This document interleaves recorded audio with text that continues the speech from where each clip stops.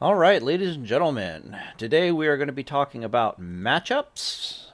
If this is probably the first time that you've seen this video, or if you're jumping this video and haven't seen any other videos, try to find a video on the subject of like Holy Shock or Argent Defender Paladins where I have something like this up, or where I have something like this up where, I basically went through and mathed out everything, every spell, so forth and so on that you could possibly take, how much burst damage classes are capable of, their CCs, yada yada, mana costs.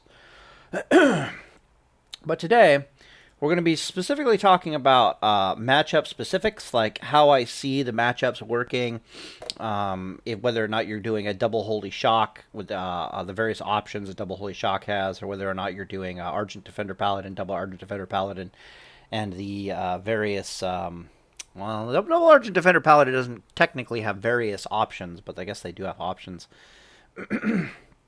But the previous video I made was on the subject of using Nature Resist and a weapon called Mug of Hurt to effectively try and catch certain classes that are real pain for us. Let's see if I can find that piece of info. Killing kiters? Yeah. Okay, here we go. Mug of Hurt, the weapon here. It's a level 41 blue. It didn't change in TBC, apparently. 1.7 speed. You might at first think the DPS is absolutely terrible, but to be perfectly honest, the weapon that you're swapping this out with only does like 40 DPS, so to lose 10 DPS in the weapon is like meh. And really, the speed might be negligible also. You just want it being fast. In Classic World of Warcraft, Mug of Hurt has a 5% chance to proc per melee swing, and then at times 2's from SOR. However, SOR might not be times 2ing in TBC, which means that we might be having to put a chili weapon enchant on Mug of Hurt. Chili weapon enchant in Classic, don't know how it works in TBC also. 3% chance to proc, also doubles, slows the target for 5 seconds, 50% slow. Also has a... what the hell? Would also times 2 with SOR, which I might not do in TBC. The Mug of Hurt slow is also uncleansable. It's not just uncleansable, it's like a physical damaging slow. So if our memory serves, Blessing of Protection will get you out of Mug of Hurt, but I might even be wrong about that. But Druids can't shapeshift out of the Mug of Hurt slow in Classic WoW. Don't know if they'll be able to shapeshift out of Mug of Hurt in TBC. That'll change things slightly, if they can. But it is by far the best slowing speed weapon that we possibly have. The reason why I bring this up is we are going to be talking about the matchups, and a lot of these matchups are going to be pretty straightforward. Like Druid Warrior is going to be straightforward. Druid Rogue is a little bit more complicated. Some stuff to say about that. You're probably going to be using a Mug of Hurt against Druid Rogue, at least until like something like the Rogue is out of sprints. If the Rogue is out of sprints, then maybe you can get away with... no, you're still going to be using Mug of Hurt. These two right here, Druid Warlock and Druid Rogue, you're probably going to be using Mug of Hurt and Nature Resist, which is what we're going to talk about at first. These other matchups are pretty damn simple and easy. Like Rogue and Mage are going to have a mana issue over time, so if they can't kill you, they're just going to slowly but surely. Play into that, obviously. Priest Warrior, the exact same problem. They can't keep your mana down if you're doing the spell power spirit gear type stuff, or you just regenerate the shit out of your mana from the warrior. One second, let me pause the video and cough because it's starting to piss me off. Oh, there we go. Yeah, I just got done eating. Had the wife make some cornbread. So let's see here. Wanted over here. Right. This is a comp that I haven't seen people talk about, but I can see it possibly being, people might think it's threatening, like a double mana burn comp, priest and, like a disc priest and a druid, and a hunter. Even if they burn away all your mana and they're keeping viper stings down on you, like rank 1s and stuff like that, honest to God, it depends on what gear you're using, but you might not even need to cleanse the Viper Stings off. You just literally beat the shit out of one or more of the targets, and then just get your mana back that way. They won't really be able to keep you off of you very well. Worst case scenario, you're using a Mug of Hurt and you're just jumping on the Hunter. Kind of the same scenario over here. If they don't have enough mana burn to deal with you in this spec, they're certainly not going to have enough mana burn to deal with you in this spec. So it's kind of the same difference. Damn it, it's pissing me off. Pew pew pew. All right. So what do I want to talk about? I want to talk about why with these two matchups we're kind of forced to use Mug of Hurt and Nature Resist simultaneously. So the whole idea behind the previous video, behind the Mug of Hurt, and I talk about it at length, but I don't really go into the math, is either one of stacking Nature Resist up a bit, or trying to work with just Mug of Slow and no Nature Resist. Both of them together won't work, and the reason is, even if I can keep my target 50% slowed, if I'm suffering 6 seconds worth of CC, they're still going to get like 24 yards away over those 6 seconds of minus 50% movement speed. Odds are also good. It's going to be very difficult to keep a 50% slow down on a target for 6 seconds. So Mug of Hurt alone will not allow you to catch a Druid, and it potentially might also not allow you to catch a Rogue. And it definitely won't let you deal with Druid or Warlock. Just Mug of Slow won't cut it. Either the Druid or the Warlock or the Rogue are going to be able to get away from you. Let me think. Yeah, because you'll CC you for 6 seconds, and a Warlock can just waddle his happy little ass away 24 yards in those amount of 6 seconds. Good chance the Fear falls off in that amount of time as well, so it's just bad. If you're just using the Nature Resist, what the Nature Resist does, in the previous video I talk about this, the Nature Resist is kind of coded weirdly, at least on Endless. I bring it up in the video, and it's coded as a nature-based spell. It doesn't tell me if it's magical or physical, so I don't know if it can be cleansed or if we need to bop it. Cyclone, nature-based spell. Its effect 1 is to stun you, and then effect 2 is to make you immune to everything. Physical, all types of magic damage, blah, blah, blah, blah, blah. And much like a Frost Nova or a Grenade, for example, if you end up resisting effect 1, which is the stun, you might end up also resisting the immunity, meaning Cyclone is probably subject to Nature Resist. And it might also be subject to stun resist, which gets kind of important when you're talking about the Argent Defender Paladins, because the Argent Defender Paladins have like 20% chance to resist stuns, and on top of that, it's like a 15% additional chance to resist stuns on top of their 5% innate chance to resist stuns. And if you don't know from watching Classic World of Warcraft, like when you have fire resist on top of being an imagine. So in Classic World of Warcraft, imagine if you're an orc, you've got a good chunk of fire resist because you're using like a Hand of Rag, and someone throws a grenade at you. What happens? Well, what happens is those two fucking things end up stacking together in the formula. Your chance to resist the grenade is stupidly high at that point, because the grenade, the stun on the grenade has to run the gambit of both the resist and your resist chance. Sometimes I don't know how they work in the code. Maybe they overlap, but it's really funky. But it's the fact that it's both a stun effect that they're going for, and it's a nature based spell. It's going to make it really hard to stick to the Argent Defender Paladins. It'll be easier to stick to the Holy Shock Paladins. But again, on average, due to what I explained in the video, you get enough nature resist, like 250 or so. I'm predicting what's going to happen is Cyclone is going to be at about a 3-second duration the vast majority of the time. It'll either whiff completely or it'll be at like a 3-second duration. And what am I talking about here? This puts the enemy team in like a really tough spot. So what I'm basically assuming is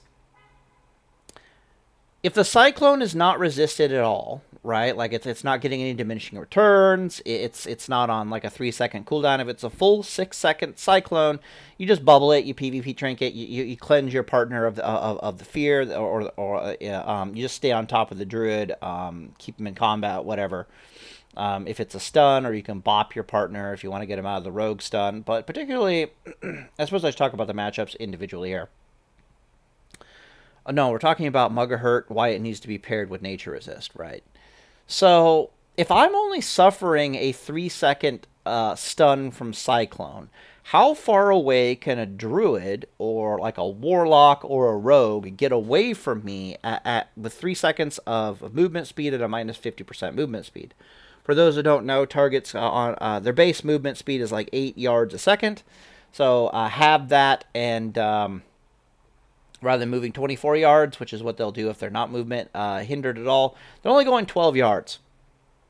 So a target that's going 12 yards from me before I come out of the CC, with me having 15% movement speed over them, typically, or more, there might still be like a second of slow on them, or like half a second of slow on them. It's going to be a matter of seconds. Like, it's going to be less than 2 or 3 seconds before I'm back on top of the slowed and running away character before I can stun them. They might be able to get to a piece of LOS in that amount of time and extend the duration by which they're out of the slow. But under those conditions, you can kind of just do things like take the Rogue Druid here, for example. If it's pretty obvious that the Druid's going to get to LOS and extend the distance that they're able to get away from me, I might just, bop my fellow Paladin out of the Rogue stun so that, we can circle around. Basically, the way I look at it is, somebody was asking me, like, what do you do if they're kiting you around LOS? And the answer is, well, one Paladin goes one way and the other Paladin goes the other way, and pretty damn frickin' soon, one of the Paladins is going to catch your target, stun them, and then you're just going to be both back on top of them. So that there's no real way to get around it.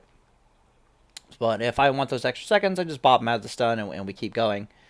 If these are 2 Argent Defender Paladins rather than Holy Shock Paladins. So we'll talk about this matchup more in specific, but I just want to talk about why you need to pair.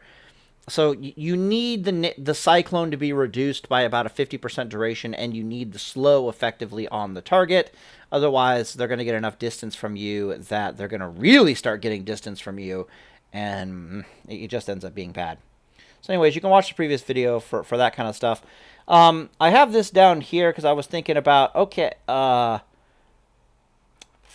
there's something that needs to be talked about with this Warlock fear thing. So, well, what'll happen when a Warlock and a Druid together are trying to get 2 Paladins off of them is one of the Druid's going to Cyclone one Paladin. It's probably only going to last 3 seconds if we're still doing the Mugahurt Nature Resist thing. The Warlock is going to fear the other Paladins. This is fear number 1. So one of your Paladins is just running away. Maybe running away in like a straight line, and maybe running away faster than normal in a straight line like we see in Classic World of Warcraft, right? That's not so good.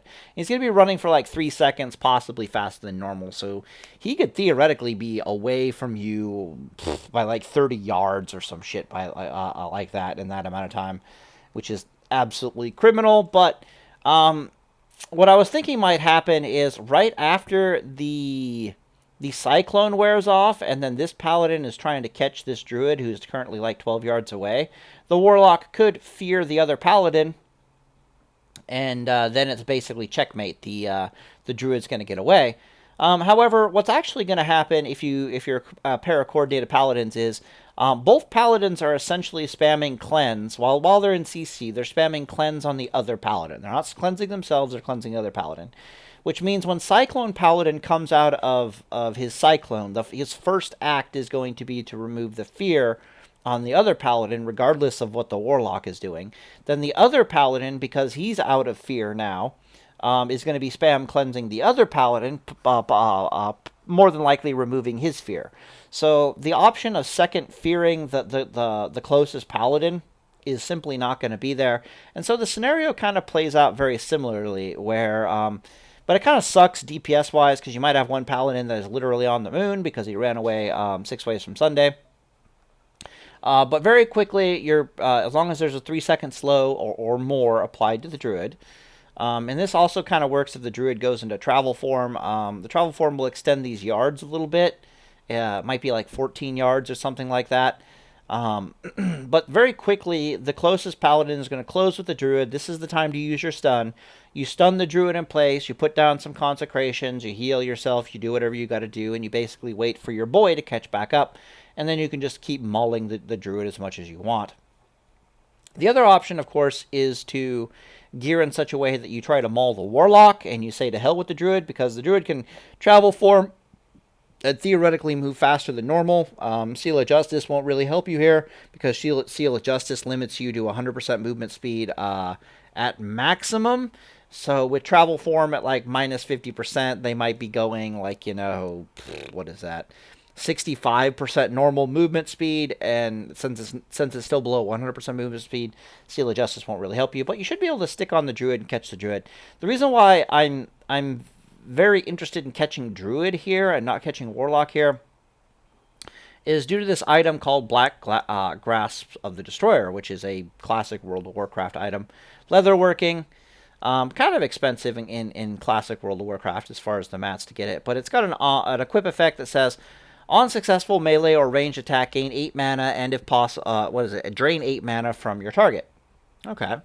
Well, if you do the math on this thing basically at like a 1.7 megahertz weapon speed, this thing is basically draining like 5 mana a second from your target. Drinking water. If we calculate, because I have, go back over here real quick, pull up this thing, and now it's right here. Yeah. No, it's kind of right here. So if you calculate like the healing capabilities of a druid, the druids actually have they can get the actual math on the number is they're about 7 to 7.5 healing to mana ratio. And I imagine with downranking, they might be able to get like an 8-to-1 ratio, meaning that every point of mana they're spending, they're healing their target for 8 hit points. So when I come back here and I look at Black Grasp of the Destroyer, basically sucking away 5 mana a second, this item, as long as I'm attacking like the healer, right? No matter what the healer is, whether it's a priest, whether it's a druid, whether it's a paladin, whether it's a resto shaman, but it's a little bit different with the resto shaman. You don't want to hit the resto shaman. Water shield will fucking keep them in the mana forever. So don't try that. But if you're jumping on like a druid or a shadow priest or something, and both of you have Black Grasps of the Destroyer, this thing might as well read that it adds like 40 DPS. Or if you want to think of it in other terms, it adds like 120 spell power worth of DPS, give or take, as long as you're beating on the target. And that's not factoring in the mana that you actually gain from it. That's just factoring in, well, if you're burning 5 mana a second, and they could have used that mana to heal themselves for like 40 hit points, then I might as well have been doing like, 40 DPS for the amount of mana. It's just an interesting aspect of the mana war kind of a thing. This is actually kind of a big deal because if you're doing the Mug of Hurt style under these conditions, right? So what you lose when you switch out for a Mug of Hurt is you lose like it's pretty much, you use about 300 spell power. The weapon that you're swapping out had like 250 spell power on it, and if you're forced to use Chilly Weapon Enchants on your Mug of Hurt, you're also losing out on like 40 spell power from the weapon enchant. So by that time, you're losing about 300 spell power, which is, you might be getting, let me think, maybe 40 DPS, 40% of the DPS. I should have it right here. Where are we at? Where's our numbers? 10% SOR, 10% Judge, Consecration wouldn't be there, Holy Shock, and Vengeance. Yeah, so at most you're losing like 40% spell power. These numbers, percentage ratios should be kicked up because of all the Sanctity or Vengeance procs, blah, blah, blah. But that's also subject to being kited and yada, yada, yada, yada, yada. So going down like 300 spell power, I'll imagine this is more like 50% when you pump it up with the Holy Shock Paladins. The Holy Shock Paladins are losing like 150 DPS. But to be able to put on an item that basically just gives them, like, 40 DPS just for free is kind of a big deal, because these Mug of Hurt nature resist style builds are only going to be running about 400 DPS or less. So a single item that just says, hey, I add 40 DPS is actually really massive. So I'm totally convinced that we're probably going to be using Black Grasp of the Destroyer on top of Mug of Hurt on top of Nature Resist. That is my current theory on the subject. I got some math here for blah, blah, blah, blah, blah, blah. Okay, so let's go into matchup specifics. We were talking about Shadow, Druid, Warlock, and then the whole Mug of Hurt Nature Resist thing. So keep in mind, these matchups here are technically going to be our hardest matchups. And Druid Rogue and Druid Warlock, and the only reason they're technically our hardest matchups is because it's really hard for us to catch these bastards and put our DPS into them and subsequently to kill them. But at any point in time, we can gear ourselves in such a way, like we just put on our spirit gear, like standard plus healing spirit gear, spell damage plus healing spirit gear, like whatever. We become unkillable in both these matchups. So worst case scenario, you can just iron butt it and go for the draw.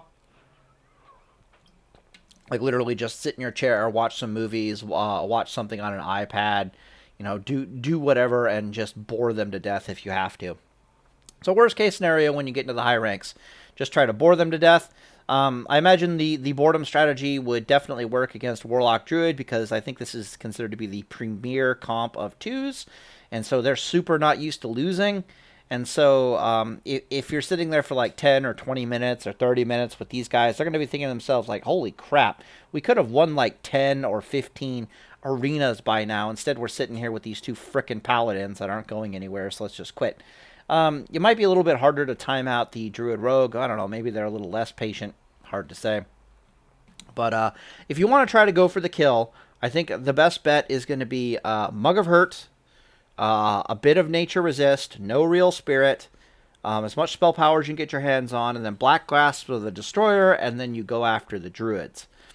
The other option is to not use Black Grasp of the Destroyer, try to go for more spell power, which I don't advise. Or more accurately, it would just be more time on target. Instead, you target the theoretical slower of the two rather than the Druid, like you target the Rogue or you target the Warlock, and you just try to pump as much DPS into them as possible and see if the Druid brought the right gear or not.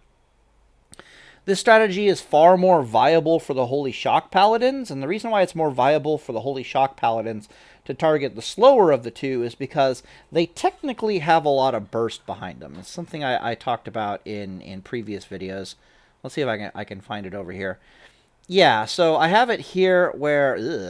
this is without wings, by the way. I have it over here that in full DPS gear, they can burst out to about 19k, and I mathed it out over here that a good Druid will actually have about 19k effective hit points with all of their hots rolling. Again, you could watch the previous video or talk about how to catch kiters and stuff. I'm just reiterating a lot of stuff. The spirit-based burst gear still can burst out like 16k without wings. But you're stripping out the spirit gear, and instead you're getting nature resist gear. But this 16k burst potential will still be there. And the reason why you can jump on Warlock or Druid as double Holy Shock Paladins is if the Druid tries to like put a bunch of hots on either the Rogue or the Warlock and then fuck off for a little bit to try to get some drinks in, some mana regenerating ticks from drinking, that is your moment to start bursting on the target, especially as their hots are falling off. So the idea is, at any point in time, the Druid tries to excuse himself for a little bit so that he can get some drink ticks in to keep his mana up. You, as the double Holy Shock Paladin, just pull the trigger on your offense.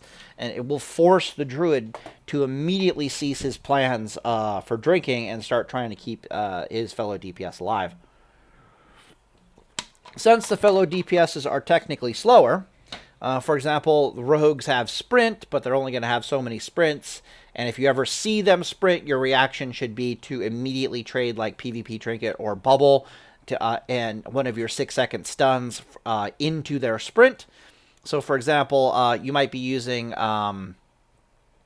Seal of Wisdom and Seal of Crusader on the Rogue, and then all of a sudden you guys get cycloned and stunned, and you see the Rogue pop sprint, and he's about to book it, right? He might have a 50% slow on him, but he's going to be sprinting, and he's trying to get as much distance as possible. You immediately need to either trinket or bubble the cyclone or the stun. One of you does.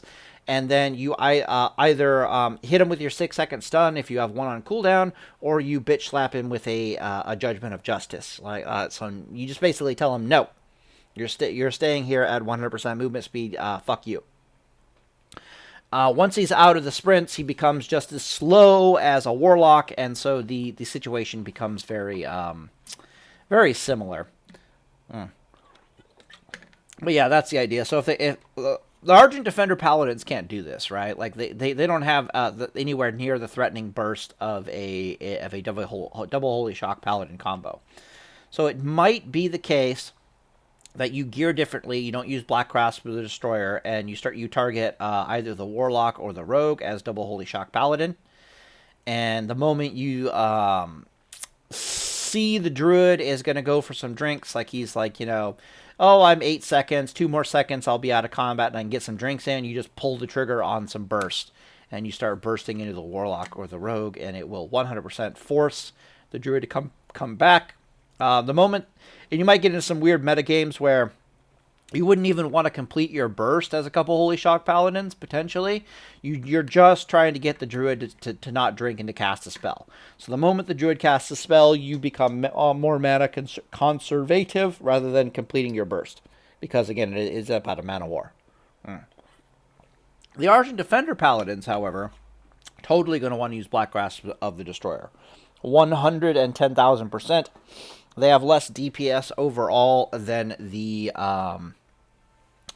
Holy Shock Paladins, but they're significantly more relentless, and they're significantly harder to get off of them, if that makes any sense. They have a lot less melee downtime, the Argent Defender Paladins, for a large variety of reasons. Let me pause the video and pull up a talent calculator real fast. All right, let's see what we got going here. I want Paladin. And we'll do Argent Defender Pally real quick here.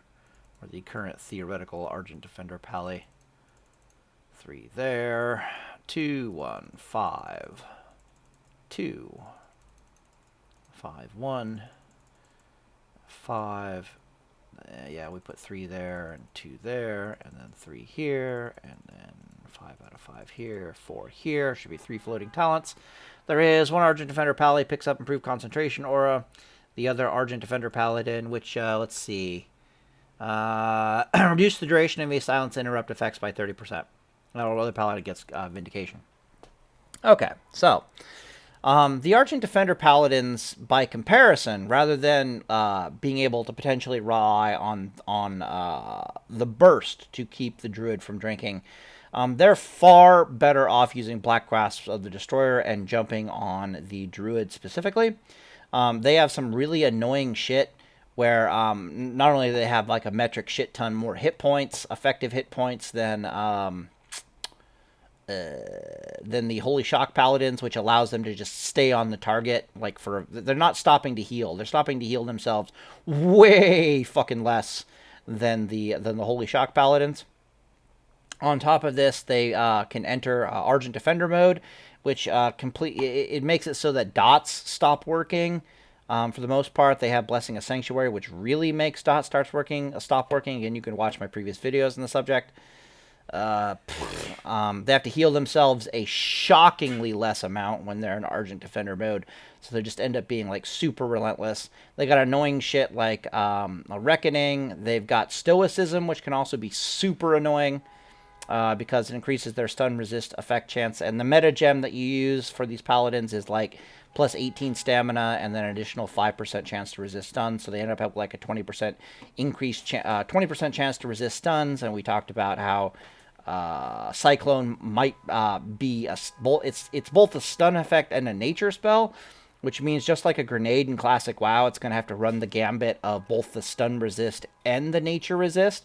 So they're actually much better for the how do I put this? Nature resist on a Stoicism Paladin is going to be a lot scarier than it is going to be on the Holy Shock Paladins. Holy Shock Paladins have the advantage, though, that once they come out of the CC, they can immediately bitch slap somebody with, like, Holy Shock or other ranged abilities to keep them in combat. So it's potato there. Probably the biggest one is they do have improved Hammer of Justice. Improved Hammer of Justice with the gear makes their Hammer of Justices on like a 35-second cooldown for each. And that's where things get really, really interesting for these Paladins. In fact, it's so interesting that I've been wondering if it wouldn't be a good idea. Let me see if I can... I'm going to totally want to put 5 out of 5 here. Screw that shit. I've been wondering if it wouldn't be a good idea. Just throw 1 somewhere. I don't give a fuck. Yeah, 2 there. Put 3 here, I think. Yeah, good Holy Shock. I've been wondering if you should, as a Holy Shock Paladins, if you should give up on something like Vengeance. Possibly even give up on Sanctity Aura and actually go for Improved Hammer of Justice. I guess you can't get both, so it's very curious. Nah, you probably want to go with the Improved Sanctity Aura, Vengeance Aura. Alright, whatever. Anyways, the Argent Defender Paladins have some advantages in their time on target, like they're harder to get off of you, they can maintain on you for long periods of time, they're immune to certain, like dots, stop working on them, and they could just get to be, they got stuns on a shorter cooldown, they get to be a bit more relentless than the Holy Shock Paladins. Which means that they're but they have less DPS, theoretically, DPS anyways. So which means that you're 110,000% going to want to use Black Grasp of the Destroyer and Mugahurt, and specifically you're going to want to jump on the Druid in almost both matchups. You can possibly get away with jumping on the Rogue. Oh, right, that was the other thing I want to talk about. So, reset. The Argent Defender Paladins, yeah, they got improved Blessing of Freedom as well. That's another kind of big one. One here. Where is it? Okay, so we got Argent Defender. So they come all the way down here, and they actually pick up 1, 2, 5, 1. So they got 1 point in Holy Shield, and they have Redoubt. Now, Holy Shield and Redoubt don't do... They do absolutely fuck all to Warlock Druid, but they are actually... But those two abilities are actually really, really cancerous ass to a Rogue. Because the rogues, like, you know, the rogue stuns have to require a melee hit, and it's a melee hit that can't be blocked, dodged, or parried. So if you're, like, literally facing the rogue, and the rogue is trying to stun you, there's a stupidly high chance that it'll be blocked, because Argent Defender is likely up if he's the one attacking you. So I guess if the rogue is smart, he'll try to stun the paladin that he isn't attacking, so at least he gets around Redoubt, but the other Paladin may or may not have Holy Shield up and may or may not be facing him. The other reason that the two Argent Defender Paladins want to jump on the Druid in particular is because since the other class is a melee class, it forces them into the same area. And this is also one of the reasons why the Holy Shock Paladins might want to do this. But you're going to start to get some spell cleave going. So, for example, Consecrations will start hitting the Rogue. You can possibly keep up Seal of Vengeance on the Druid and the Rogue simultaneously. Again, that's not so good DPS-wise for Black Grasps of the Destroyer, but it is a significant DPS increase in total if you can keep Vengeance up on both of them. So unless the Rogue literally wants to fuck off and let Vengeance go away, it's pretty damn effective. What else?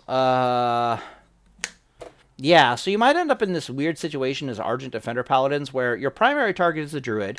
You're physically on top of the Druid, both of you. You're trying to beat the shit out of the Druid, but at the same time, you're kind of trying to face the Rogue at all times to keep your shield block value up and to possibly do a bunch of reflect damage against the Rogue. So you might find yourself in this weird position where you're almost backpedaling, beating on the Druid, and facing the Rogue at the same time, which sounds really dumb until you realize that, well, the Druid is moving at like minus 50% speed, so this is actually a perfectly viable thing. So the Argent Defender Paladins have some significant advantages in this particular matchup. It also doesn't hurt that the Rogues will do absolutely no fucking damage to the Argent Defender Paladins, like no damage with a capital N. So the amount of time that they're going to have to stop and heal themselves is going to be ridiculously low. It's the same thing with the warlocks. As once Argent Defender activates on the Argent Defender Paladins, the warlock dots do absolutely no damage for reasons I explained in other videos. Each dot per tick is being reduced by 40% spell damage, and then it's getting Blessing of Sanctuary is actually minusing 80 damage per dot tick. It's different in TBC, if my memory is correct, and I have very fond memories of finding that out during TBC. So there are dots which are normally doing 200 damage a tick, like 122 damage a tick. I think one of them does 300 damage a tick. That gets cut by 40% and then minus 80. And at that point, there's no even purpose in dispelling, even throwing out a cleanse anymore. It's just kind of dumb. What else do I want to talk about here? Yeah, so Mug of Hurt, Nature Resist, pick your Black Glass of the Destroyer, potentially. Be smart about the use of your CCs and which target to pick. You will probably get some kills on quite often, in fact, on Rogue Druid and Warlock Druid, because they won't be able to deal with that. Worst case scenario, you just play the waiting game. You make yourselves unkillable and you laugh at them. And eventually they'll screw off, or Blizzard will have a mechanic in the game where it's after 30 minutes, if nobody has died, the duel ends in a draw. So something like that. Worst case scenario, you make yourselves unkillable and you do that. That's also probably the TLDR version. I don't want to be too serious about it. I just want to win. It's okay, whatever. Just sit there iron butt style and basically just unkillable yourselves to victory. Otherwise, you have to get really crafty with it. There are other items in the game that I don't talk about that might make this matchups completely trivial, especially for the Holy Shock Paladins. The Holy Shock Paladins might just be able to jump on top of the Druid and obliterate them out of existence, with it being mathematically impossible for the Druid to survive. Even with the CC and their enemies doing everything, their allies doing everything that they can to make them survive. But I don't talk about that stuff because I don't want Blizzard to nerf it. But there are some other interesting options on the table that I do not mention. Okay, so let's go to the other matchups. So let's see. We did find this. Thank you very much. We did these two. Okay. All right, so let's talk Druid Warrior, which is actually a pretty common one. So the Warrior is going to have, against Holy Shock Paladins, the Warrior is going to have a hard time of it. But against the Argent Defender Paladins, the Warrior is going to want to kill himself. One sec, I got to go to the bathroom real fast. Nom nom nom nom nom nom. Warrior Druid, right? Yeah. So Warrior Druid, as much, we'll talk about it from a Holy Shock, double Holy Shock Paladin perspective. As much as Warrior Druid is absolutely going to despise... No, how I put this? Oh, man, what the hell? Okay, 1 second, pause. All right, if we can avoid any more interruptions. Right, so what I wanted to say is, from a Holy Shock duo's perspective, the fact that you're fighting against a Mortal Strike is going to suck, right? Because from your perspective, it's my healing... I know I have to stop and heal myself enough as it is, and it's annoying enough as it is. With Mortal Strike, now we're super having to stop and heal ourselves, and it's really, really annoying. However, the Warrior is kind of in the same boat, because the Warrior and the Druid are fighting a couple of heavily armored turds, which really hurts the Warrior's rage generation, which means from the Warrior's perspective, he's doing significantly reduced DPS than he would normally do to the targets, and so Mortal Strike is of significantly less value. Mortal Strike is still going to be annoying, overall math-wise, but it's not going to be as bad as you think, just because this duo is not going to have as much DPS as you would think. I don't have the math actually written down, but the Arms Warriors, their white damage is hitting for about 1,000 base before armor. And if you're sitting at 60% armor as a paladin, which is a little bit low, If you do like 400 white damage to you, that's not a lot of rage to work with, to be perfectly honest. Maybe it's enough for them, maybe it's not enough for them. Apparently there's like 2 comps of paladins, or warriors. One uses endless rage, one doesn't use endless rage. If you run into the ones that don't use endless rage, then oh fuck, they're gonna hate their lives. If you run into the ones that have endless rage, it's still gonna be a struggle. You're still in a situation where they absolutely cannot kill you. It's like it's impossible for them to kill both of you. Personally, I would just jump on the warrior. I wouldn't bother with trying to jump on the druid, just because he's going to be a real pain in the ass to catch. And you just have one or more of you just stick all over the warrior. You can try jumping on the druid potentially, like maybe that's the superior line of play, because again, you have the same thing with the rogue, where you can get some cleave damage going there, like you put vengeance up on both of them, get some consecration cleave going, that sort of stuff. Maybe that is the superior option, but personally, I just see these two these two together versus 2 Holy Shock Paladins. They're going to get ground into pulp mana-wise. Like, they're just not going to be able to keep... your DPS is going to be constant, and it's going to be flowing. The only thing that's going to probably stop you from doing DPS is either if the druid is cycloning you, or which we talked about before in the Holy Shock videos, doesn't actually reduce your DPS output all that significantly. So when you're cycloned, like, what DPS do you lose? Well, you're losing SOR specifically from melee attacks. So you're losing like your melee DPS for 6 seconds. You're losing your SOR damage for 6 seconds. Then when you're finally out of those 6 seconds, you have to like reclose with the target, which means you might be out of it for 10 seconds. So you're losing like, 10 seconds of SOR and melee damage. Are you really losing any judgment damage? No, not really. Are you losing any consecration damage? No, not really, because of how we talked about using consecration with your stuns. Are you losing any holy shock damage? Definitely no, not really. Are you losing any vengeance damage? No, not really. So even being cycloned, you don't really lose that much damage. But the one thing that will really put a kibosh on your DPS output will probably be having to stop and heal. But even if you stop and heal, again, you don't lose all that much. I mean, it's like whatever.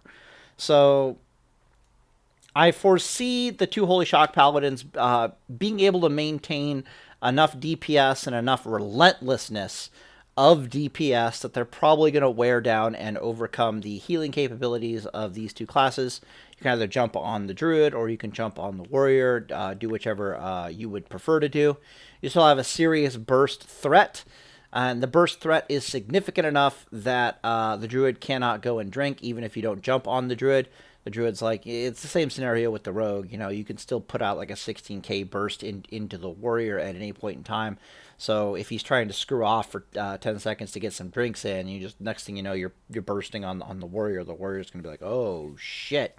And the Druid's going to have to heal. So I don't see these guys winning a sustained game, to be perfectly honest. They don't have enough CC that you could do the gearing option where you go heavier on the spell power and you just lean into Judgment of Wisdom. So you try to get all your mana back from Judgment of Wisdom, and then you go a little heavy on the DPS. I don't like this idea. I still think going a bit of Spirit Gear against this comp, even if it's like the more mana you're able to get back from whatever source is available to you, especially in these sustained fights, just means you're going to be able to use more of your abilities more often. So you can do the math, you can think of it yourself, you can theory craft on it yourself. I'm not too into the whole Holy Shock thing, to be perfectly honest. But there should be a place where you can maximize your DPS, either by taking the Spirit Gear or not taking the Spirit Gear and relying on Judgment of Wisdom mana pullback, because again, these guys aren't going anywhere. Right, like the problem with the other 2 comps, which was why we were forced to use Mugga Hurt and we were forced to use Nature Resist, or we're forced to just try to time them out by being unkillable, is that they've got so much CC that we have to try to overcome the CC and then try to have as much DPS, CC and mobility. in many of these cases. But you just have to overcome so many factors that it cuts into your DPS and your sustainability. The warrior ain't going nowhere. Like, he's literally not escaping you. So you could pump DPS and regenerate mana off the warrior until the end of fucking time. And that just means that you can find a nice middle ground of maximization, either from pure spell power and DPS, no spirit gear, you're just relying entirely on Judgment of Wisdom, or you do some little bit of spirit gear and you try to work just having more mana equals more DPS kind of a scenario. But yeah, I don't really see that being a problem for Holy Shock Paladins. It could be a bit of a struggle, but once you get it down, once you've got your strategy down between the two of you, you're probably just going to win this matchup 100% of the time.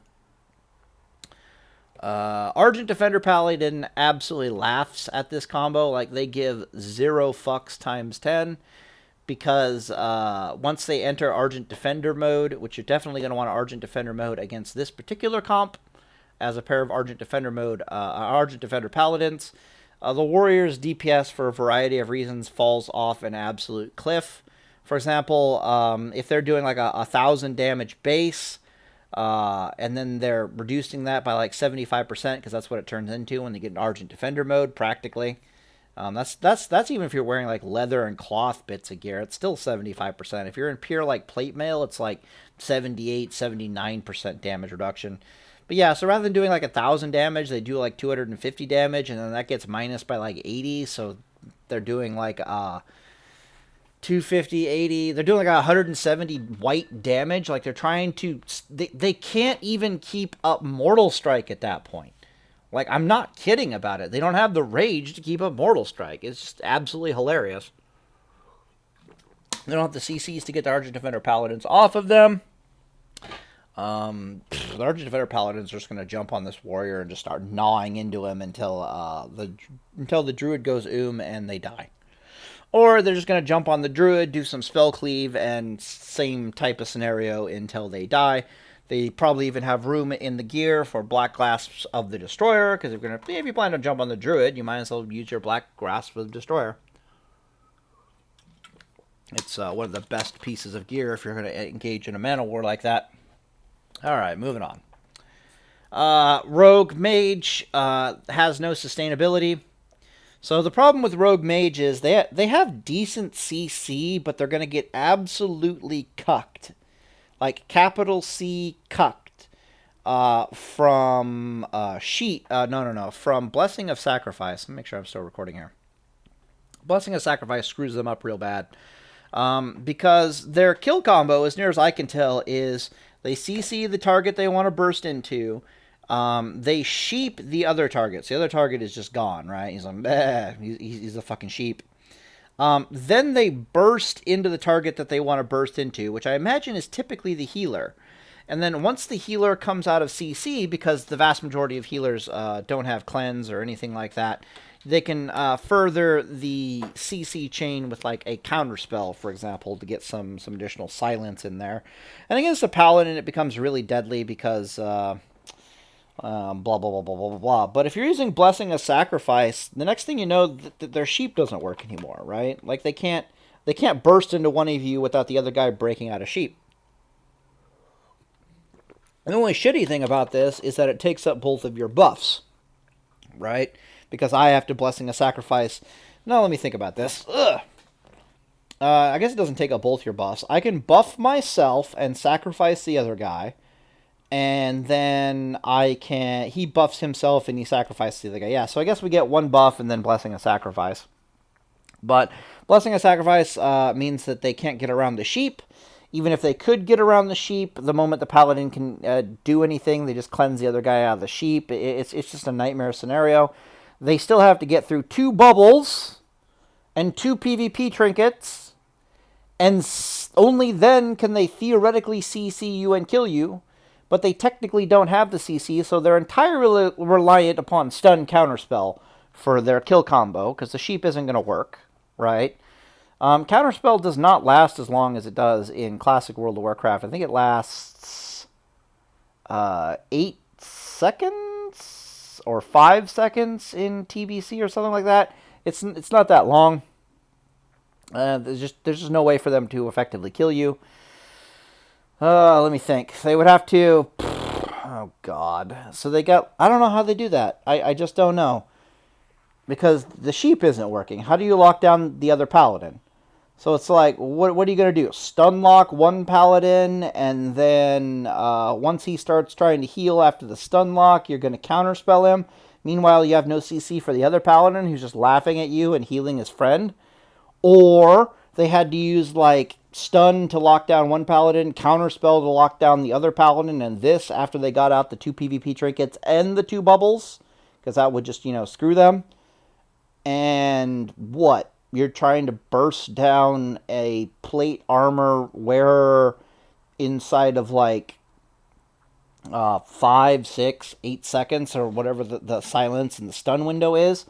If they're not standing, like, right next to each other, then that won't work, because the rogue needs to be in the melee. Somehow he needs to stun the other paladin, and, no, I guess you could counterspell the other guy. Oh, yeah, that's weird. Yeah, they probably don't have enough. Okay, so here's the thing.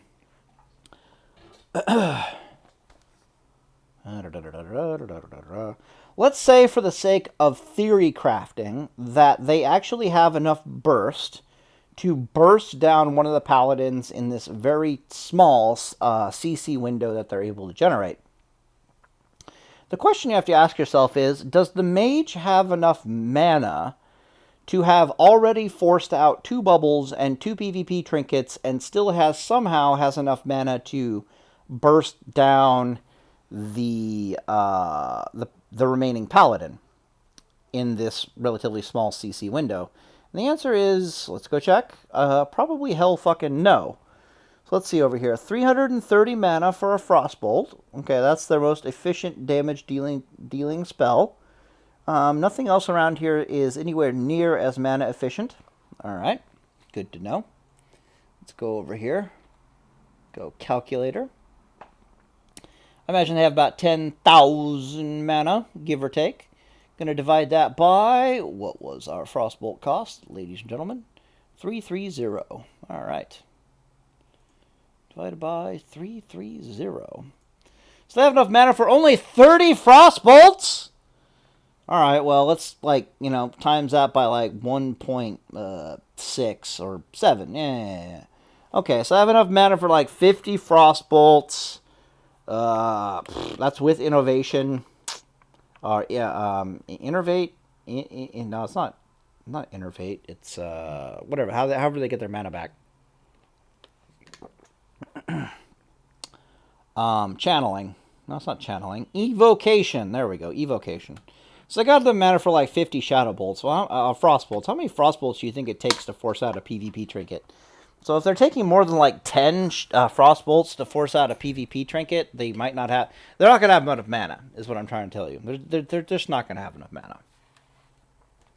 It might be close if they use nothing but Frostbolt, actually. That's pretty damn mana efficient. If they use absolutely nothing but Frostbolt, they might get the job done. The problem is they need these CC chains over and over and over again in order to get past the CC before they can even effectively do a CC chain to get off a kill, which means they're entirely reliant upon counterspell for the primary source of their CC chain cooldown, which has got a 30-second or a longer cooldown. No, this isn't going to work. The rogue is going to die a horrible fucking death long before they get through the CC chain, or either the mage is going to run out of mana. There's just no middle ground here. That's for the 2 Holy Shock Paladins. For the 2 Argent Defender Paladins, they're just going to absolutely laugh their happy little asses off and murder themselves a rogue and giggle because the mage probably doesn't have enough... This comp would struggle to kill 1 Argent Defender Paladin, and 2 Argent Defender Paladins is just forget about it, is the moral of the story here. The rogue's not going to stand a chance. They're never going to get through the CCs and the bubbles and nah. If they're struggling to kill a 12k effective hit point Paladin in the Holy Shock comp, they're not going to get through a 18... Not happening. Just too many hit points. Too many damn hit points. Like, I'm not even concerned about this comp, to be perfectly honest. I'm just going to find myself the damn rogue. I'm going to start beating on the rogue, and I'm going to watch the rogue die horribly and the mage end or run out of mana. Alright, moving on. I guess I don't have a lot to say about this because there's not a lot to say. It's like, against the Argent Defender Paladins, the rogues not only do no damage to the Argent Defender Paladins, their CCs are going to fail a lot. They have block. They're just going to add DPS to the Argent Defender Paladins because of, like, Reckoning and Holy Shield and Redoubt and all the stupid reflect damage, and the fact that when Argent Defender mode activates, if you thought the rogue wasn't doing fuck all for damage before, holy shit, are they not doing damage now. The mage isn't going to do enough damage against the Argent Defender Paladins, because the Argent Defender Paladins, against spellcasters, Argent Defender Paladins have like 20k effective hit points, and against melee, they've got like, 40 to 50k effective hit points.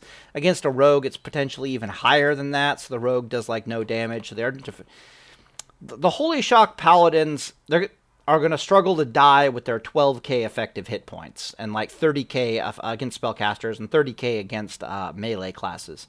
The Argent Defender Paladins are a little less than double those numbers. They have like 80% more than that, and there's just no fucking way.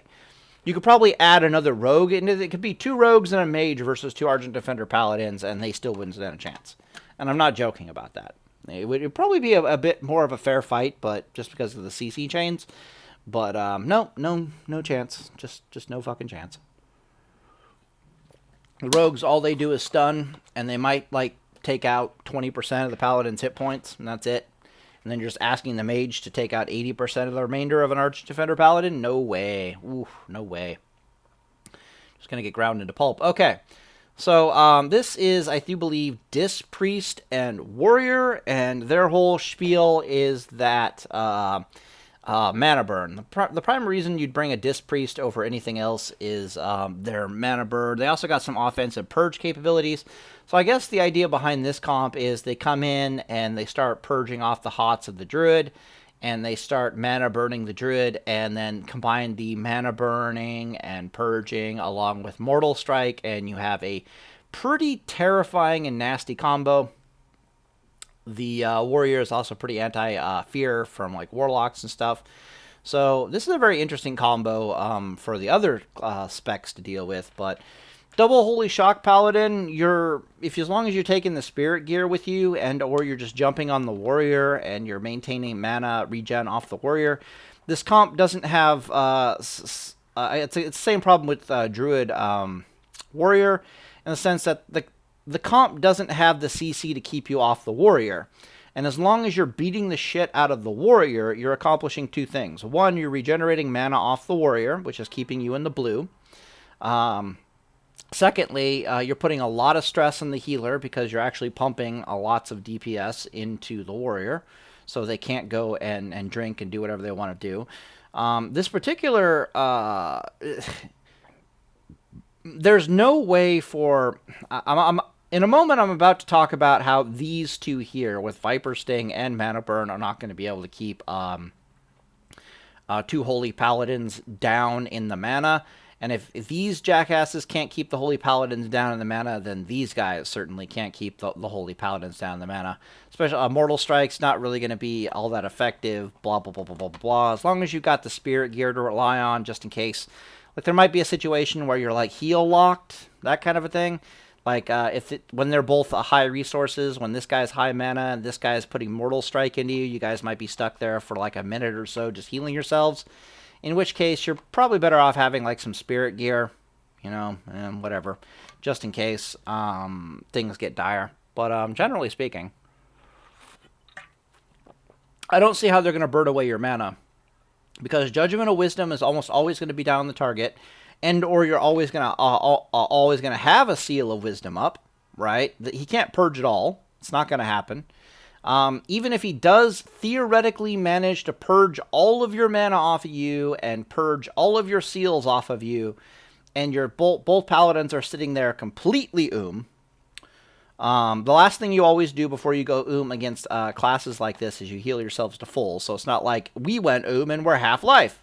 No. You're doing it wrong. It should be we went but we're like 100% life. That all he did was make it so you couldn't cast spells, which means your mana regen is just going to come back immediately, or super quickly. So in a matter of seconds, like 2 seconds, like a tick, 2 ticks of spirit regen, you got your Seal of Wisdoms back up. Judgment of Wisdom is coming off, and this guy is right back to being purge locked. As we can see here, I think I have it written down for priests. I have his Dispel. The mana it's 270 mana to remove 2 buffs. This is a considerable amount of the mana pool. It's less than 200 mana for you to put up a Seal of Wisdom. So if against one how do I put this? If a single disciplined priest with their 2-second mana burn casts tried to get rid of the mana of a single paladin, a spirit-based paladin, it would be literally impossible for him to do so and to kill a single paladin. Because he's going to be using up metric shit tons of his mana, just purging off the seals, purging off the judgments. Then he has to mana burn that shit away. Then he has to do it all, purge the crap off again, right? It takes a lot of mana, like over 50% of their mana bar to get through all that crap. And then when he finally gets through all that crap, spirit regen just kicks in, and he's right back in the same problem all over again. He needs more mana burns. He needs to do this. He needs to do that. So there's just a single disciplined priest is going to struggle in the extreme to keep a single one of these spirit paladins down in the mana. You start putting 2 of these paladins in the same area, and there is no fucking way you're keeping them down the mana. You might think to yourself, Mortal Strike might tip that balance a little bit this way or that way. It's just not going to be enough. There's just too much spirit regen going on, effectively. To give you an idea, it's something like, let's say both paladins have geared in such a way that they're going to be like, 80% mana or 80 mana a tick, right? Which is like almost 0.5. Every 2 seconds they regenerate like 1% of their mana, right? And then there's 2 of them, which means that between the 2 of them, they're regenerating like 1% of their mana a second. And then they can do annoying shit like turn 1% of their mana into a heal. Or what you really want to do is just want to turn it into more, you want to turn it into a Seal of Wisdom, and then eventually you want to turn a Seal of Wisdom into a Judgment of Wisdom, and then you'll turn all that into another Seal of Wisdom. And so they're stuck there. They're like, oh, okay, so now I need to mana burn 1 paladin, and I need 2 purges. I need a 2-second cast spell and 2 globals to get rid of these. It's like by the time. How do I put this? Yeah, I think it actually maths out that way. By the time the like let's say both paladins are completely and they got no seals, no buffs, no nothing, right? Both paladins are 100% They have no Seal of Wisdom, no Judgment of Wisdom. Okay? In the amount of, and then one of the paladins has suddenly got like Seal of Wisdom back, right? Or he's got Seal of Wisdom back and he's put like a Judgment of Wisdom down, right? Or you could say both paladins have Seal of Wisdom back, okay? In the amount of time it takes this disciplined priest to purge off those 2 Seal of Wisdoms, these paladins have probably gotten enough mana back to put up more Seal of Wisdoms, if that makes any sense, just because of how the spirit ticks are going to work. Or both paladins are spirit regenerating, and then he needs to start mana burning them because they're gaining back too much spirit too quickly, but the mana burns are going to be horribly inefficient. It's just... It's not going to work. What's going to happen is the Shadow Priest will go super fucking quickly trying to the paladins.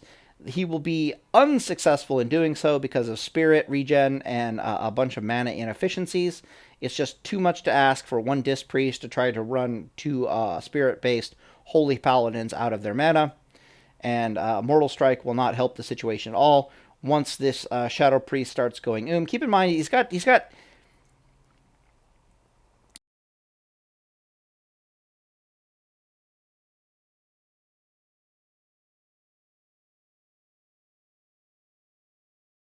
that off the Paladins. There's no way. This guy's just going to be way too stressed from even a GCD perspective if he had infinite mana, but more accurately, he's just going to run out of mana. There's just no hope for this comp. As long as you're bringing the Spirit Gear. If you're not bringing the Spirit Gear, this comp might actually kill you. Like, it legitimately, they might have enough mana burning capabilities to legitimately kill Double Holy Shock Paladin. The Argent Defender Paladins are a million times better in this scenario for all of the same reasons that they were really good under this scenario.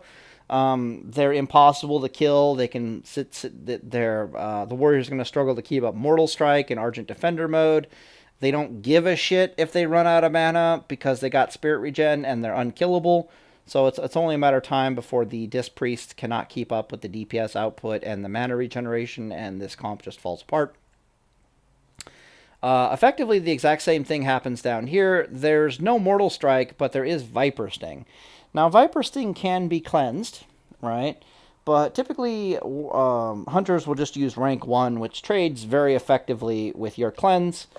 You can sacrifice some DPS in your Libram to make your cleanse minus 25 mana, I think it is. Where is it? Do I have cleanse here? La la la la la. Or do I have cleanse over here? Frost spells, blah blah blah blah. I have cleanse written down somewhere, but I can't remember where it is. Oh yeah, I forgot to talk about Curse of Tongues. A little bit annoying. Maybe it makes a difference. Maybe you got to go Iron Butt against the Druid Warlock because Curse of Tongues is incredibly painful on the Holy Shock Paladins. Hard to say. We shall see. Yeah, but cleanse for if you have to cleanse yourself, it's like whatever. It's just, how do I put this? It's like where's the gear? Where's the stuff? All right, so I know where the Paladin Sustain is, right? The Paladin Sustain is in, they get metric shit tons of mana back from beating the shit out of something.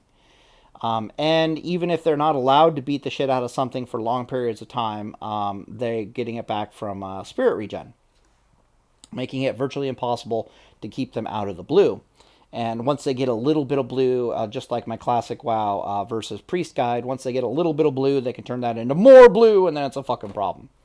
So in this particular comp, rather than jumping on the Warrior, in this case, you'll jump on the Discipline Priest, because you might as well just not waste your time trying to catch the Hunter. And you're just going to start regenerating mana, regenerating mana, regenerating mana, regenerating mana. You may or may not use the Spirit Gear, and you may or may not use the DPS gear. But the idea here is you're just going to gain as much mana as you possibly can. Or my bad, you may or may not cleanse. Depends on how bad. Like if they're using rank 1 Viper Stings, it might not even be worth it to cleanse the Viper Stings off of you, especially if you're in the Spirit Gear. So imagine you're beating on the Shadow Priest. The Shadow Priest he's got his hands full doing 3 things already. He's trying to purge both of your bitch asses. My bad. He's trying to mana burn both of you jackasses down to nothing. On top of that, he's got to keep himself healed, and he may or may not be having to purge all kinds of crap off him. But typically what they do is, if they're smart, is first they try to burn off all the mana, so there's a metric shit ton of mana burns that need to be cast. Then once they've emptied the paladins of the mana bars, then you start purging off the seals as the final clutch to that. This could get theoretically a little dangerous if they have enough mana to complete this. So yeah, you might wanna cleanse off the hunter's Viper Stings. Really hard to say. So it's like option 1 is you don't cleanse off the Viper Stings at all, and you just beat on the priest to get your mana back. And while you're getting your mana back, he's theoretically, blasting you with a bunch of mana burns. You counteract the Viper Stings on you, the rank 1 Viper Stings at least, by just your Spirit Regen. You just say, yeah, whatever, Viper Stings removing like 100, I think it removes like 500 mana over the course of its duration or some crap like that. And it's like, Even if we cleansed it, it's not mana efficient. It's probably more mana efficient just to blah blah blah blah blah. Take more spirit against this comp. Definitely go a bit spirit heavy against this comp potentially. Don't cast a lot of spells if you can get away with it. Really lean into the spirit regen. You might get yourself into some dire circumstance where they manage to burn away all the mana off of both of you as paladins. Then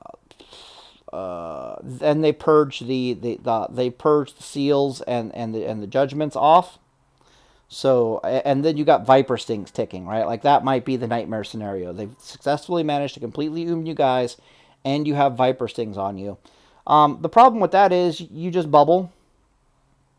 Bubble costs virtually a non-existent amount of mana, and your spirit regen is enough that it's like, one spirit tick, which you're going to get in between the Viper Stings, and boom, next thing you know, you're bubbling. Bubbling will definitely give you enough mana regeneration back to start up the mana engine all over again. Because bubble lasts long enough for spirit ticks to start up again, which means that you're gonna be seal of wisdoming, judgment of wisdoming, all that stuff just all over again. And there's a heavy chance that there's no fucking way in hell that this disciplined priest has enough mana to get the job done. In fact, I can go over here and I can kind of look at the math. Mana burn, 2-second cast. Where is your... Yeah. So it's 355 mana costs, and it's a 3-second cast. That mana cost doesn't change. We come over here to our calculator. Shadow Priest have about 9,000 mana bar. We're going to divide that by, was it 350? 355. 355 equals. Yeah, so they can get out like 25 mana burns. And it was like 1,000 mana burned away. 25. So yeah, they can burn like 25,000 mana before their And let's just look at this here for a second. 25,000 mana. 25,000 mana. So each paladin will have about, it's going to be closer to like 10k, but whatever. Yeah, it'll be closer to like 10,000. So each paladin's got like 10,000 mana. And if you're burning, which means it's going to take 10 mana burns just to burn all that shit away, right? And that's assuming you don't resist anything, which you're going to definitely have like a shadow resist aura up, and some things will bounce off of you. But we'll say, like, it's going to take them 20 seconds of casting fucking mana burns just to get rid of all the mana on one paladin. Then it's going to take them another 20 fucking seconds of casting to get rid of all the mana on the other fucking paladin. Meanwhile, these paladins have had like 40 seconds of time to regenerate mana off of auto attacks and mana off of anything else that they got going on, right? Black Grasp of the Destroyer would be very useful under these circumstances. Burns mana off of the Shadow Priest, gives the mana to them. Then the jackass has to go through like 4 fucking purges, which is like another... this is 20 seconds for 10 spellcast, 20 seconds for 10 spellcast. Then the jackass has to do like 4 purges, which is like another plus 6 seconds. It's like 46 seconds worth of spell casting just to completely empty these paladins of mana. And we haven't even gotten into how much mana regeneration they pulled back from, like, Seal of Wisdom, Judgment of Wisdom, Spirit Tick regen. It's going to be absolutely insane, the amount of mana that you still have despite all this. 46 seconds. But how many spells have we gone through? We've gone through 20 spells and 4 purges minimum. Purge, dispel, instant, 274. Ugh, God, you can see the price. 274, calculator. All right, 274 times 4 equals, okay, 1,100. Then the other one was 355 times 20 plus 1,100. Yeah, so our Disciplined Priest hero has 800 mana to his name, right? Like he's the paladin successfully, but he's got like 800 mana left. And then and it's taking him 46 seconds to do this in pure theory. And then I come over here and I'm like, well, shit, how much mana can we get back in 46 seconds? Well, it's like, all right, well, divide that by like our 1.6 or whatever attack speed. Let's go over here, divide by 1.6. And we'll get in like 29 auto attacks. All right, so 29 auto attacks times 0.8, because that's about how... this is just Judgment of Wisdom. I'm not even doing Seal of Wisdom. I don't even know what the proc rate on Seal of Wisdom is. This is just Judgment, not even Seal of Wisdom. Let's go look at our mana.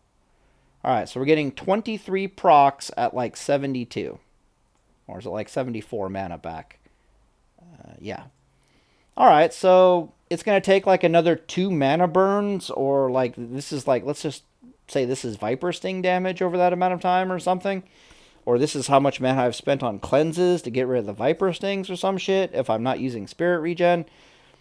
Yeah, so each Paladin's pulled back 1,700 mana just from Judgment of Wisdom. Seal of Wisdom is probably easily over 2k. It's like 2,300, and then we had like 1,700. So we got the Seal of Wisdom rolling, we got the Judgment of Wisdom rolling this entire fucking time while the mana burn is cooking. We may or may not be purging Viper Stings. If we're not purging Viper Stings, then, mind you, that's 4,000 mana per Paladin that still needs to be dealt with, and our Shadow Priest hero, or our Disciplined Priest hero, has like 800 mana left to his fucking name. If we decided to do Spirit Regen, and we took Heavy Spirit Gear, we're going to be getting about 100 Spirit a second. I imagine you'll have to like heal yourself and break Spirit Regeneration in there somewhere. So let's only give us like 30 seconds worth of Spirit Regen. Yeah. So, we're healing something like 3,000 mana from Spirit Regeneration, plus, 46 seconds, giving us time to heal. Maybe gotta do some cleanses or some crap like that. And then it's like another 4,000 mana from Seal and Judgment of Wisdom. 7,000 mana per Paladin, times 2. So, Disciplined Priest has got 800 mana left. That's what, 2... we'll say he can do 3 more mana burns. So I will minus 3,000 from this. Which means that the Viper Stings had to account for almost 11k worth of mana at rank 1, or maybe some other rank, in 46 seconds. They don't have what it takes, people. All right? Math says you're not ooming these fuckers. It's not happening. Okay? Just make sure to go a little mana heavy. Be very conscious of what their spec is trying to do. Just be a super regenerative, a bunch of jackasses. We got like 29 auto attacks, right? Yeah, if you had Black Grasp of the Destroyer in here, let's see what that is, times 8. So yeah, you'd be burning 232 mana from, actually that's times 2, isn't it? Because there's 2 of you. Yeah, so you're burning like 450 mana away from the Shadow Priest, and then you're gaining an additional 464 mana between the 2 of you. It's just cancer's ass. So yeah, so our hero, Disciplined Priest, I guess didn't have 800 mana left over. He had like 350 mana left. He has enough mana for a single mana burn. We were at like 14k mana, right? 14,000. So I guess now we're at 14,500 if we're doing like Black Glass Destroyer. This fucker still needs to heal himself. It's like, where did he heal himself in these 46 seconds? Where's that mana? Yeah, so it's not happening. It ain't happening. All right, so this not happening for the 2 Holy Shock Paladins. The 2 Holy Shock Paladins can also, and this is highly suggestible, that you open with a burst, right? Like you just open, use your PvP trinkets, you just open and you burst on the Shadow Priest. You try to get the Shadow Priest to use as much mana defensively as humanly possible before you go, because you might as well use it, might as well pump it into him offensively instead of letting him mana burn it so efficiently, you know what I'm saying? Because it's probably less efficient for him to heal himself than it is for him to throw a mana burn, so, There's also the threat of bursting. You could, rather than opening with a burst, you save your burst a little bit, and then if he's like being super psychotic about the mana burns and he lets his health drop to 70%, you guys just pull the trigger and pop his ass. So that's double Holy Shock Paladin. Double Prop Paladin, it's a bit more interesting. They can go into Argent Defender mode, and the Hunter's DPS is going to fall off a cliff. They have to heal themselves a lot less. They become super efficient as far as their healing is concerned, so they can get away with lower mana levels in that respect, Argent Defender mode. They have Stoicism, which is the really big one here. See, reduces the chance your spells will be dispelled by an additional 30%. So it means that purging the mana off of the two Argent Defender, purging the spells off the Argent Defender Paladins is really difficult. It's just going to take extra purges to get rid of the judgments and the seals, which is actually incredibly painful. They have much faster cycling 6-second stuns, which is also extremely painful because it means a bit more mana regeneration. They also got Reckoning, which can mean a lot more mana regeneration. They have Blessing of Sanctuary, which also means they're taking way less damage. They just got they have Vindication to really cut down on their foes' stats. I'm hoping this works on Spirit. In truth, they don't have a lot more to play with than the Holy Shock Paladins. I guess their big thing is they're just way tankier. And so they can kind of laugh off the physical damage coming out of the Hunter. And they're going to play the exact same play style. They're just going to jump on the Shadow Priest, and they're going to be wearing Spirit-heavy gear, possibly a Black Grasp of the Destroyer. And they're just going to pump into the Discipline Priest until the Discipline Priest and the Hunter decide that they cannot win a mana war, and they're just going to lose. It's basically as simple as that. The tactics are almost identical. Druid Hunter, you're probably gonna have to break out your Mug of Hurt against Druid Hunter, just because it's really difficult to catch one or two of these. You may even have to break out your Nature Resist gear and go Nature Resist Mug of Hurt against these two, possibly. To be honest, you might just get away with a Mug of Hurt against these two. It's really hard to say. It depends on how the Hunter CC works. Let me think. No, that's about it. Yeah, you might have to break out your Nature Resist and your Mug of Hurt against these two, but they're not gonna win a mana war. They may or may not win a DPS war. They can't kite you. I don't know. I think you're better off going, maybe you can get away with just a Mug of Hurt against these guys. I think you should try to get away with either just a Mug of Hurt or try to get away with just Nature Resist against this spec specifically. I think they still have the ability to, like, Scatter Shot and Cyclone, Scatter Shot Cyclone, rather than, like, Stun Cyclone or Fear Cyclone is basically their Zoidberg special, their kiting special. But, yeah, you just jump on them, start beating the crap out of them. Black Glass of the Destroyer, potentially. Should be a little easier than Warlock. I'm not sure. Maybe this is a hard comp to catch. Maybe this comp is as equally annoying to deal with catching-wise as, like, Warlock Druid, just because it's a little similar. But I imagine that their CCs are on a much longer cooldown because... they don't have the fast-firing CCs. Like Scattershot's a longer CD than either the Rogue Stuns or the Warlock Fears can come. So they're on a slower, we can get away from you cycle, which means you should probably stick them for that. So, for example, if you just took Nature Resist gear and relied on like PvP Trinket and Bubble to get out of anything particularly scary that's going to cause your targets to get away from you, you can probably generate long periods of time on target where you can just kind of beat them to death. Worst case scenario, since you're already in the Nature Resist gear, you can just be like, okay, this isn't working, let's whip out the Mug of Hurt. You know what I mean? Let's see if we can get this to work. So... that's just how I look at the matchups in general. There's a bunch of other little matchups with their own little nuances. Double Elemental Shaman actually scares me a little bit, just because double elemental shaman, if you've seen the previous videos, actually have the highest burst possible. So double elemental shamans might be an issue, believe it or not, for double holy shock paladins, but you shouldn't be seeing a lot of double elemental shamans.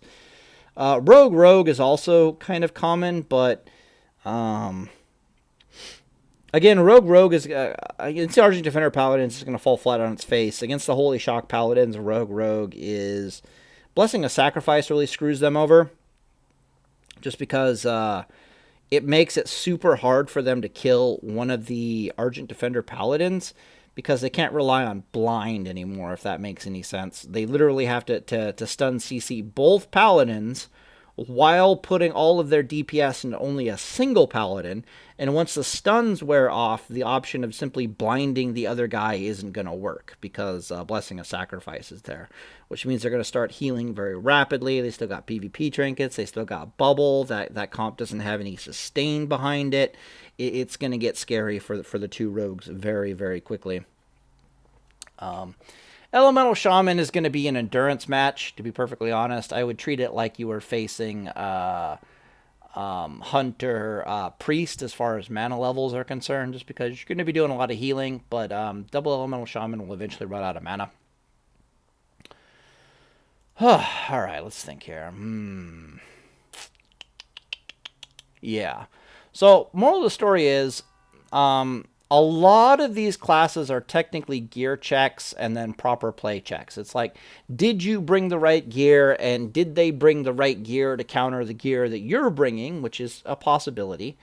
And even if they brought the right gear to counter the gear that you're bringing, it just ends in a stalemate, right? Like, you guys might just find yourselves unkillable.